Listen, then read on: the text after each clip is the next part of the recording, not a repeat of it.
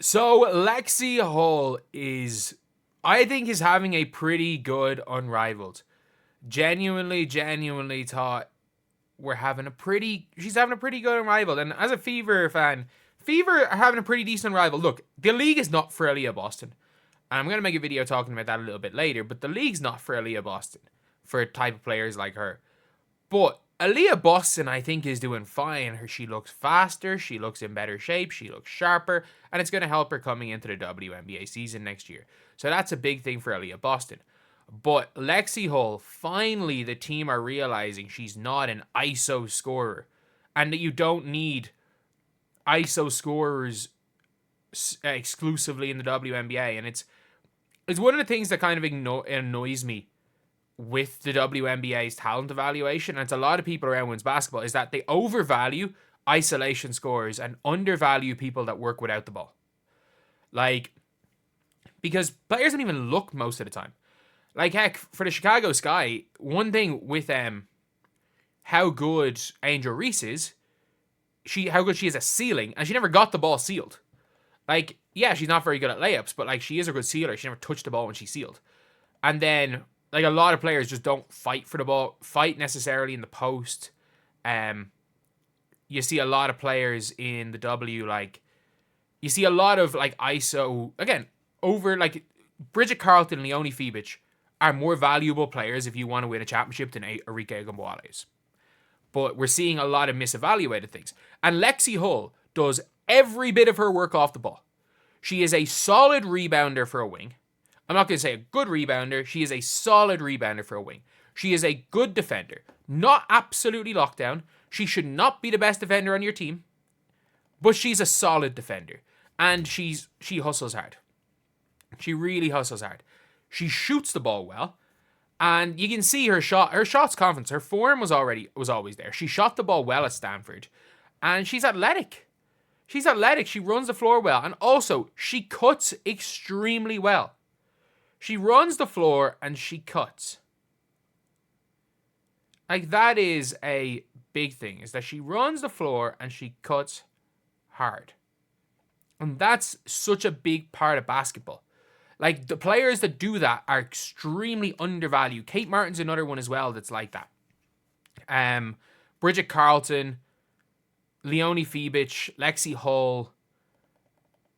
I'm trying to think, are there any other good cutters that aren't really too much ISO scores?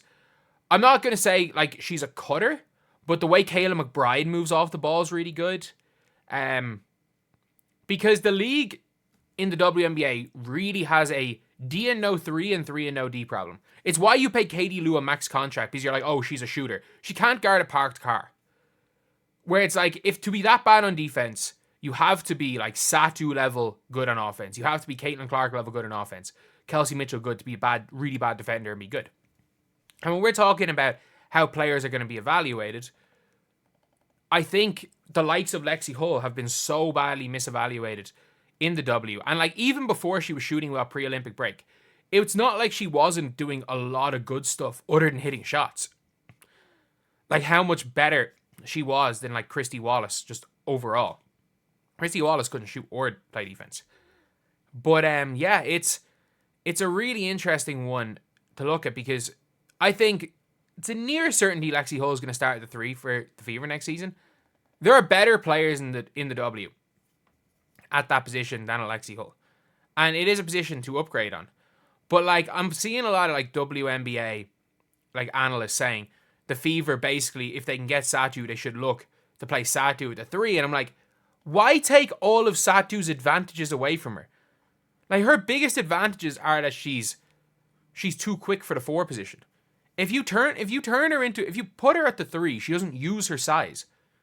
She's just another scoring wing. You might as well, if you're going to play Satu in the wing, you might as well just take an Ariel Atkins who scores almost as well and actually plays defense.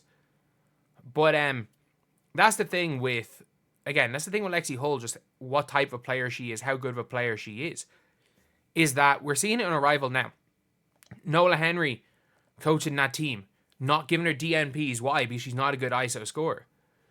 She's a cutter. She is a cutter. She's an off-ball player. She's a connective piece for a team. And there are better players at this than Lexie Hull.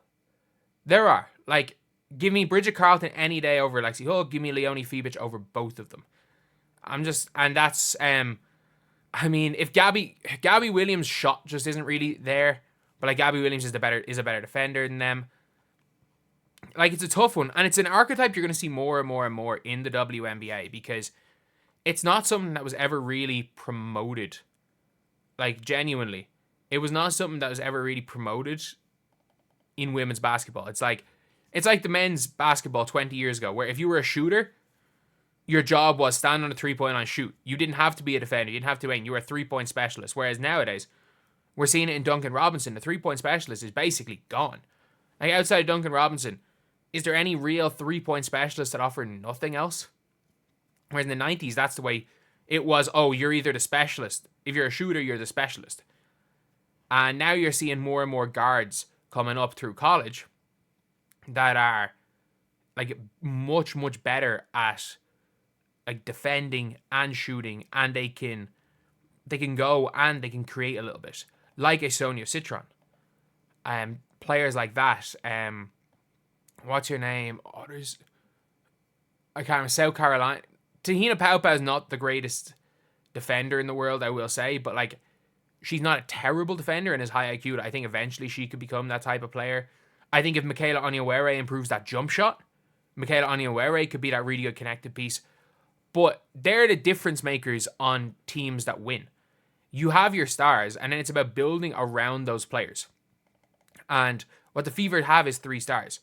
And yes, you know, with the fact there's only a couple of teams in the W, there's only, 13 teams?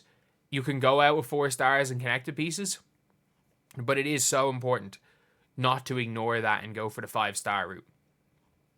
And if they're going to upgrade on Lexie Hull, okay. But if they're not going to upgrade on Lexie Hull is a more than competent starter. And beside Caitlin Clark, with an offense that causes player movement, she could be exceptional. The one scenario where she's not going to be that big a factor is if the Indiana Fever play a motion offense where they run through Aaliyah Boston in the at the top as their main playmaker. Because, I don't know, you can get away with being a cutter in that, to be fair. But there are a lot of offenses where you kind of need... Sorry, not even that. They need, like, or not even European style, an offense where everyone needs to dribble the ball.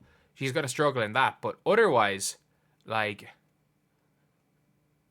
she's going to be a really good glue guy for a long, long time. And we're seeing it more and more, that how important those type of players are and how much they are undervalued in the WNBA. But anyway, yeah, that is pretty much it. That's the video. Thank you guys for watching. Please like, comment, and subscribe.